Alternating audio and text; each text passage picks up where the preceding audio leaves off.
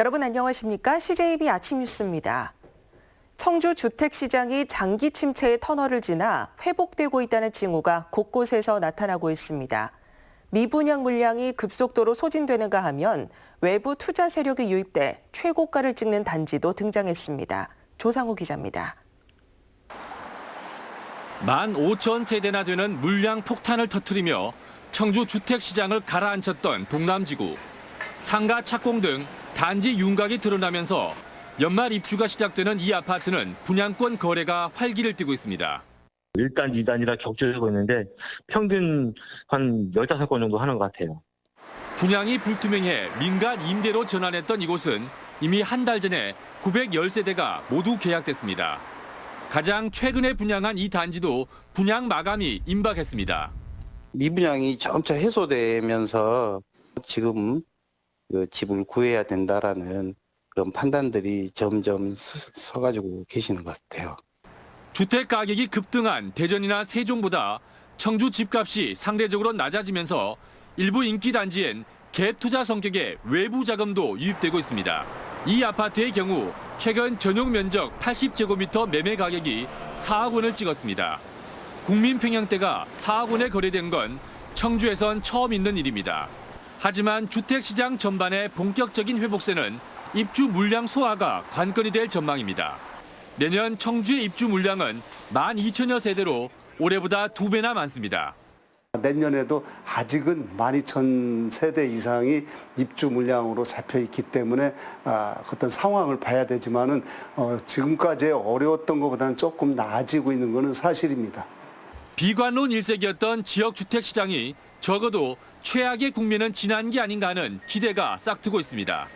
CJB 뉴스 조상우입니다. 가을로 접어들면서 야생 멧돼지들로 인한 농작물 피해가 늘고 있습니다. 수확철을 맞아 피해를 최소화하기 위해 구제단을 운영하고 있지만 급증한 개체 수를 막기엔 역부족입니다. 이태영 기자입니다. 들깨밭 곳곳이 파헤쳐졌습니다. 묘지 주변까지도 쑥대밭입니다. 야생동물을 막기 위해 쳐놨던 울타리는 갈기갈기 찢겨졌습니다.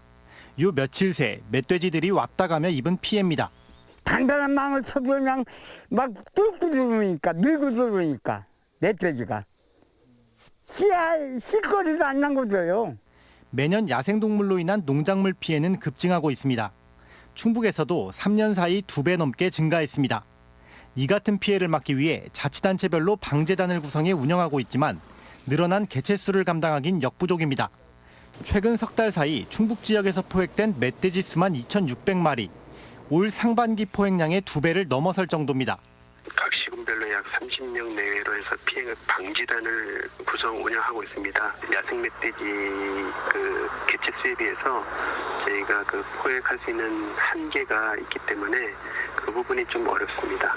해마다 수확철 멧돼지와의 전쟁이 반복되고 있는 가운데 올해는 특히나 아프리카 돼지열병 발생으로 더 큰 골칫거리가 되고 있습니다. CJB 뉴스 이태현입니다. 소상공인 열의 9은 지난해보다 경영이 어려워진 것으로 조사됐습니다. 중소기업 중앙회 충북본부가 도내 소상공인 193개 사업체를 대상으로 조사한 결과 87.1%가 지난해보다 경영 상황이 악화됐다고 답했습니다. 또 자금 사정이 나쁘다고 답한 곳은 53.9%를 차지했습니다. 청주 도시공원 민관 거버넌스가 제안한 구룡공원 민간 개발 방식을 거부했던 개발업체가 새로운 안을 내놨습니다. 도시공원 일몰제 시행이 10달도 남지 않은 상황에서 거버넌스가 이번 제안을 받아들일지 주목됩니다. 정진규 기자입니다. 청주 도시공원 민관 거버넌스는 당초 구룡공원 1구역에 대한 민간 개발 방식으로 업체가 제시한 2곳의 아파트 단지 개발 가운데 한 곳만 진행할 것을 제시했습니다. 절대 개발 불가에서 한 발 물러선 타협안입니다. 하지만 업체는 수익성의 문제로 이를 거부한 뒤 새로운 안을 내놨습니다. 아파트 단지 2곳 가운데 한 곳만 진행하되 거버넌스가 사업을 막은 단지 쪽을 개발하겠다는 겁니다. 이에 대해 개발업체 관계자는 녹지축과 사업성 등 여러 가지를 검토해 결정한 것이라고 밝혔습니다. 다만 이 경우 개발업체가 구룡공원 1구역 전체를 매입하는 건 불가능합니다. 민간공원 조성 특례 사업은 업체가 아파트 등 개발을 위해 매입한 부지의 최소 70%를 공원으로 조성해 지자체에 기부 체납하도록 하는데 아파트 단지 한 곳의 건설을 포기하면 그만큼 매입 면적도 줄어들기 때문입니다. 공원을 최대한 보전한다는 특례 사업의 취지에도 어긋나는 데다 최악의 경우 매입에서 빠진 토지의 난개발도 우려됩니다. 만약에 면적이 줄어든다고 그 공원시설 면적이 줄어든다고 하면 공원 조성 계획하는데도 좀 문제가 될 수 있고 또 나머지 그 빠진 부분들은 토지주들이 또 어떻게 나올지 그거에 대한 좀 우려는 있는 상황입니다. 한편 민관 거버넌스는 업체의 새로운 개발안을 검토하고 조만간 전체 회의를 통해 수용 여부를 결정할 것으로 전해졌습니다. CJB 뉴스 정진규입니다. 건국대학교 의전원의 충주 복귀가 사실상 결정된 것으로 보이지만 건국대 병원의 정상화는 여전히 오리무중입니다. 대학병원이 지금대로라면 의전원의 충주 복귀가 무슨 의미가 있을까요? 신규식 기자가 보도합니다. 얼마 전 건국대학교 총장이 더불어민주당 지역위원회에 보낸 문서입니다. 서울과 충주병원의 통합 운영은 추가 답변하겠다고 밝혔을 뿐 충주의 반쪽짜리 대학병원의 정상화에 대해서는 어떤 약속이나 계획도 내놓지 않았습니다. 공여지책 의대생만 충주에 두는 대학 따로 병원 따로의 가능성을 열어놓은 겁니다. 상급병동이 아닌 그냥 종합병동 형태의 의료기관이 있기 때문에 그 의료기관이 어떻게 보면 좀 더 나은 특수진료 기능을 갖춘 병원이 오는데 좀 걸림돌이 되지. 실제로 응급 중증 환자에게 필요한 특수진료 과목이 충주는 8개인데 비해서 인근 원주는 34개에 달합니다. 원주 세브란스 병원 매출의 30%가 충주 시민 덕이라는 말이 괜한 소리가 아닙니다. 심지어 충주는 상급 병원, 이른바 3차 진료기관이 단 한 곳도 없습니다. 충북대 병원이라거나 또 원주 기독교 세브란스 병원 수준의 병원으로 투자를 할 계획이 있으면 그걸 도와줘야 되고요. 그게 전혀 없이 미봉책으로 간다면 거기에 맞는 병원을 유치하려는 노력을 중단 없이 할 겁니다. 이름에 걸맞는 대학병원을 만들기 위해서는 2천억 원 정도의 자금이 필요하다고 합니다. 건국대학교 병원과 재단이 이 정도의 능력과 의지가 있는지가 관건입니다. CJB 뉴스 신규식입니다.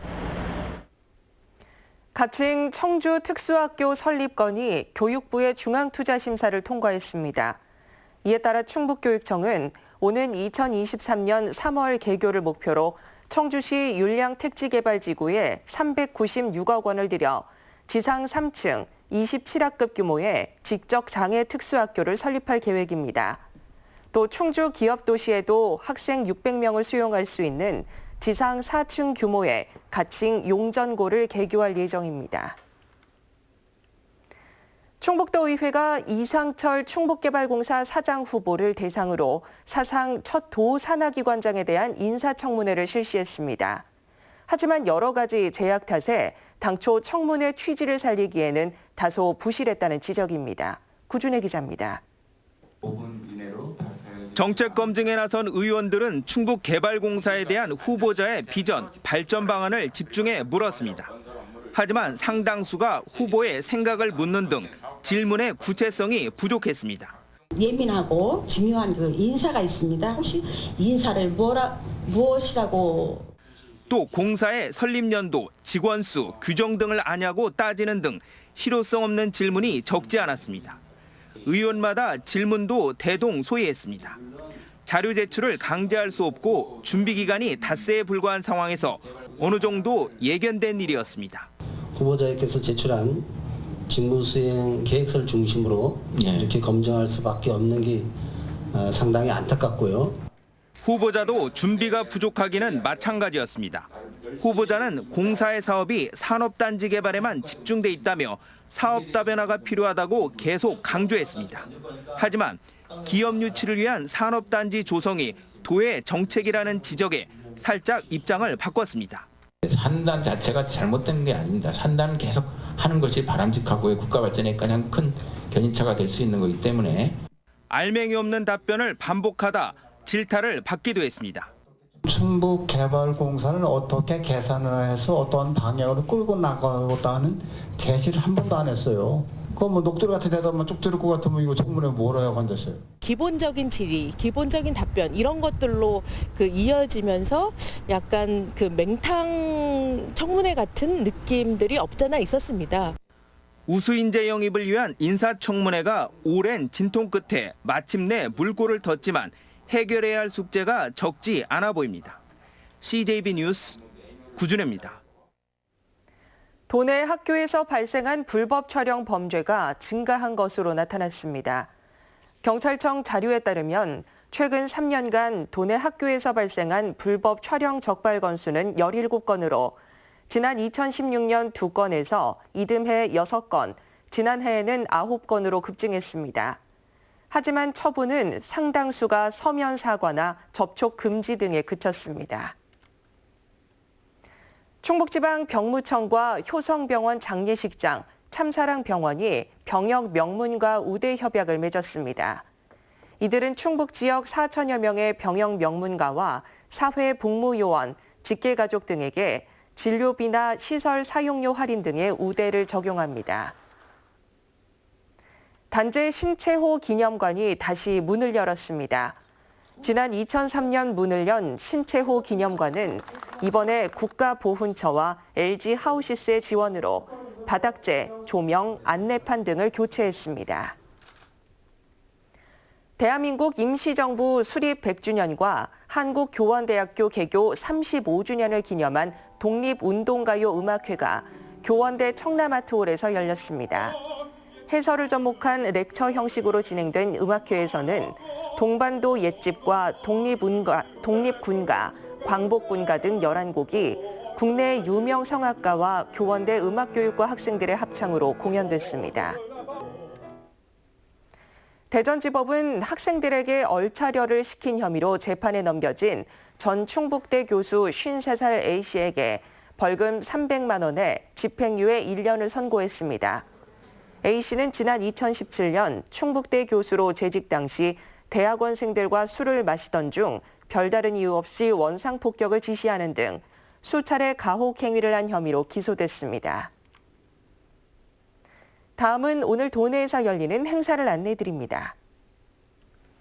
청주에서는 주민자치센터 프로그램 발표회가 오전 10시 오창 미래지 테마공원에서 열립니다. 충주에서는 어린이 뮤지컬 모여라 딩동댕 공연이 오후 2시, 4시 30분, 7시 세 차례 문화회관에서 열립니다. 제천에서는 2019 제천 한방바이오 박람회 개막식이 오후 3시 한방엑스포공원에서 있습니다. 끝으로 날씨입니다. 충북 전 지역에 태풍 예비특보가 발효 중인 가운데 내일까지 태풍 미탁의 영향으로 강한 바람과 함께 많은 비가 내리겠습니다. 내일까지 도내에 예상되는 강수량은 80에서 150mm 안팎입니다. 특히 일부 지역으로 시간당 20에서 30mm 안팎의 강하고 많은 비가 내릴 것으로 예상됩니다. 비 피해 없도록 각별히 유의하시기 바랍니다. 오늘 한낮 기온은 21도에서 24도로 어제보다 조금 낮겠습니다. 이상으로 CJB 아침 뉴스를 마칩니다. 고맙습니다.